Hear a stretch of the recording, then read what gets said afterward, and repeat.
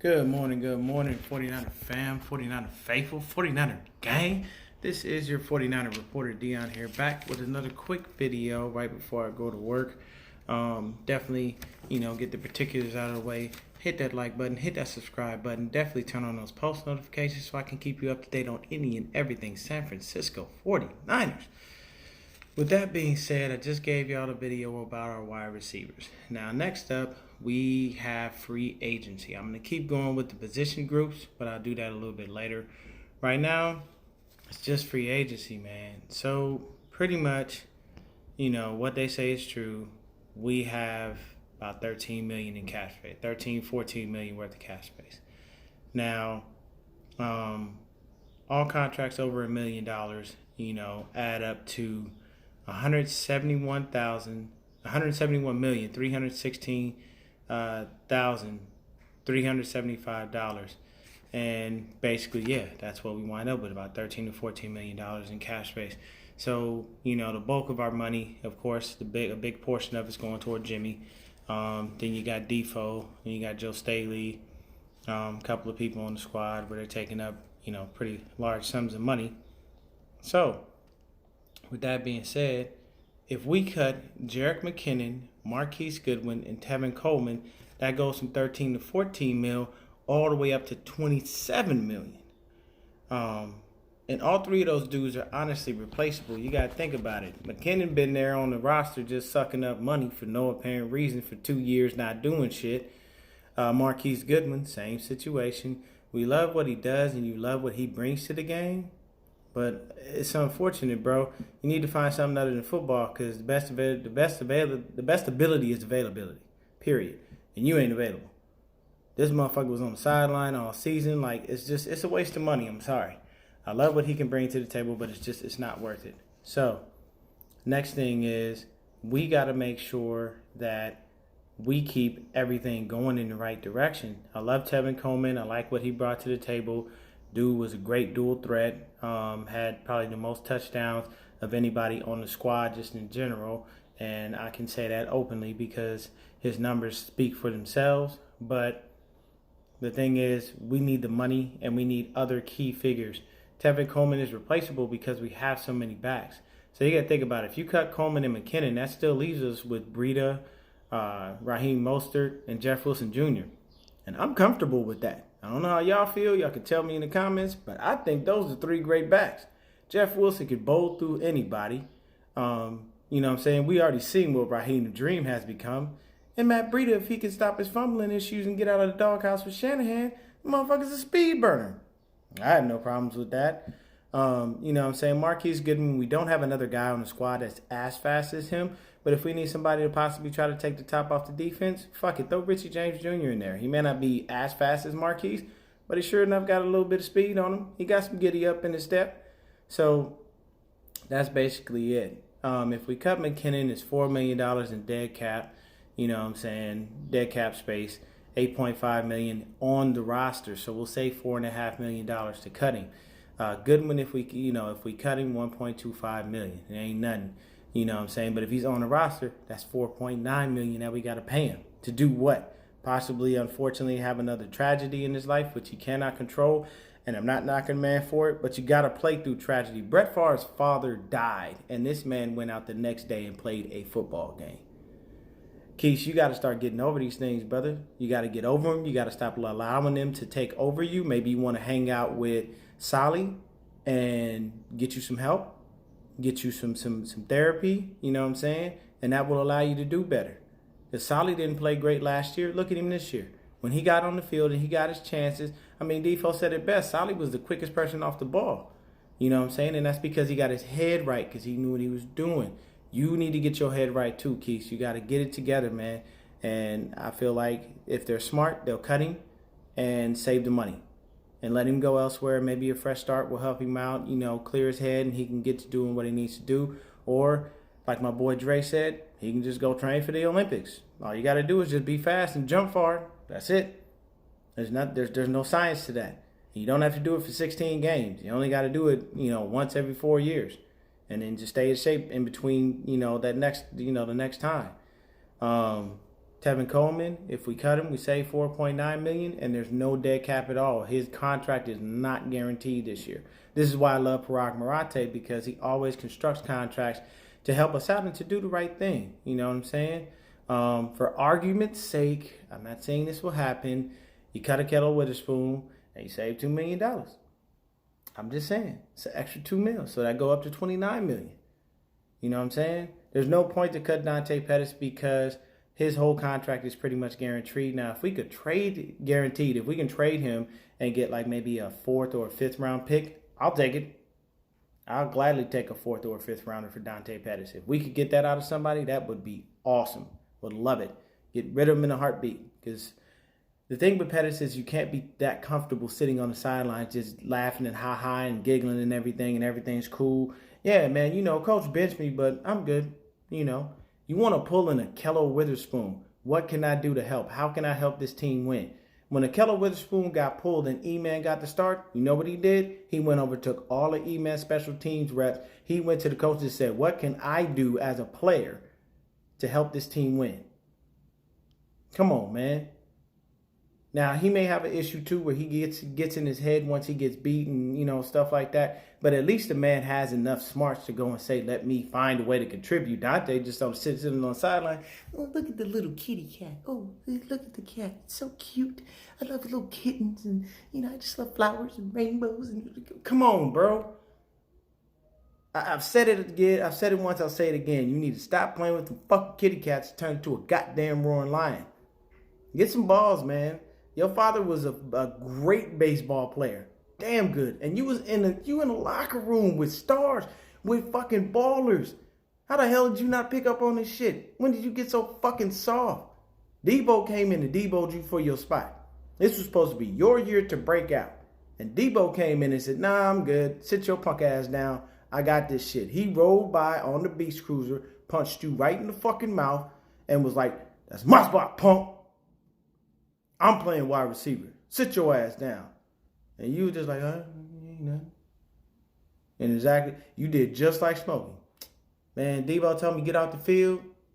I get out the field. But when he leave, I'll be at practice again. Come on now, bro. Like, you can't be that comfortable doing that.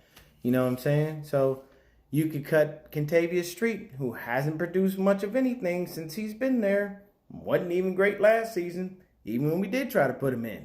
You know what I'm saying? And you could save about $500,000. Like, there's people that we don't need on the squad that we could save a lot of money with.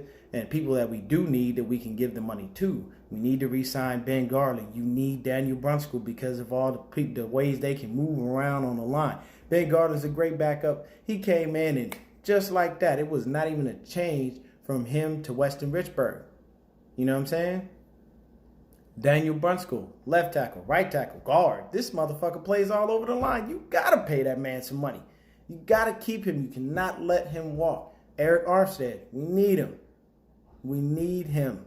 I love Jimmy Ward. I do, but I feel like Dub probably wants to get paid. I can't knock the dude for that. NFL careers are typically very short. Go get your money, Dub, if you want to. You could go over there to Philly because it looked like Philly on his radar.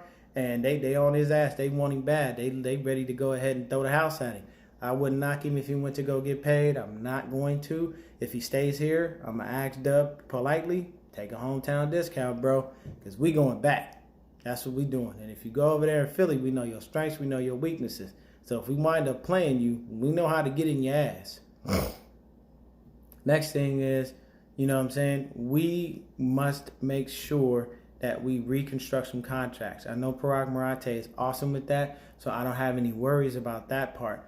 But the one thing that I will say is there's going to be some people that are going to have to suck it up and make some moves and make some changes. Quan Alexander was a prime example. He reconstructed his contract, and he helped us out by saving us a little bit of money. I can appreciate that. You know why? Because he was injured. He recognized that. He just had bicep surgery, people. So we're hoping he's ready to go for training camp. The person that I'm mainly talking about is Dee Ford. It's undeniable because when he's on the field, our numbers look great. We appreciate what he has coming off that edge. He's nasty. I love it. But you're not available. Dee Ford played in what, like 9 games this season? I think. You know what I'm saying? Missed the last 4 or 5 games due to the hamstring injury. Ain't having no offseason surgery to try to repair shit. He gonna continue to sit there and go, nah, I know my body. Everything gonna be cool, y'all. Just let me go ahead and do what I do, and everything will be great. Nah, brother. You gotta sit down, man. And I didn't know why the fuck we paid him so much goddamn money in the first fucking place. He wasn't worth that much. He's been injury prone his whole career. But I don't know what it is. Our GM seems to love injury prone players. He does. Kentavious Street, D Ford, you know what I'm saying? Unfortunately, for this first year since he's been with us, Dub, he's been healthy, which is fucking, ironic enough, he's healthy, but the fact that he had to wind up doing that in this time, I get it. But we need some people to go ahead and be open and willing to restructuring their contracts so we can keep the core of our people together. There are going to be some people that we might have to let walk that is going to hurt a little bit, but at the end of the day, we'll be fine. You know what I'm saying? We'll need to re-sign DeForest Buckner. We need to re-sign George Kittle. And to re-sign George Kittle, he's probably not going to take less than $12 million. $12 million, you know what I'm saying, as far as the deal goes, strictly based on the fact he's the best tight end in football. He can block, he can catch, he can do everything. You know what I'm saying? And he's not just an okay blocker, he's a great blocker. Probably the best blocking tight end in football. I doubt there's another one out there better than him. You know what I'm saying? You'll give the catching to Kelsey because he's always catching the ball. That's what he does. They throw him the ball 90% of the time. But paying, Defoe, we're going to have to pay that man. We're going to have to give him a nice little chunk of change, so he's going to suck up some cap space. They're saying that the cap could go from, I believe, it's like at 188. They're saying that cap could go up to 196 million to 200 million. So that opens up the door. And we have our QB under contract. We don't have to worry about that. You know what I'm saying? So our running backs, we got Raheem locked up for 2020 and 2021 for dirt cheap. We can get Breida back on a cheap deal. We can sign our exclusive right free agent Jeff Wilson on a cheap deal. So we don't have to spend so much money, but there are core guys. Eric Armstead, we got to pay that man because he came out and he showed out. Yes, his first few times that he was his first few years on the field, he couldn't really stay very healthy. He wasn't very effective. But this past year, he exploded. And he did it in a way that he wants to. And he wants to be there. He's a Sacramento guy. That's where he's from. So he does not want to leave the Bay Area. He loves it there. He even openly said in his last interview, that shit, tag me, I don't care. Whatever I got to do to stay with this team, I'll do to stay with this team. You know what I'm saying? But we got to make the right moves and do the right things and make sure that we can get things to a point where we're not delegating money to people who are going to be worthless. I don't see a reason to re-sign cats like Jason Verrett or Sean Coleman or, any of these dudes, because Sean Coleman, we don't need you no more. Daniel Brunskill would be a perfect swing tackle. Bye-bye, go away, because he's going to want more money because he's a vet. You know what I'm saying? Jason Verrett, he can't stay healthy. Can't stay healthy, period. Cannot stay healthy. Love the guy. When he's healthy, he is one of the best DBs in the league. But he can't stay healthy. The best ability is availability. You're not available. Bye-bye. Go away. We don't need it.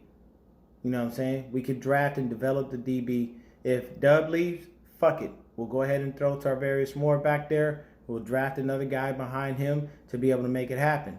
You know what I'm saying? What happens in free agency is going to depend on what we do in the draft.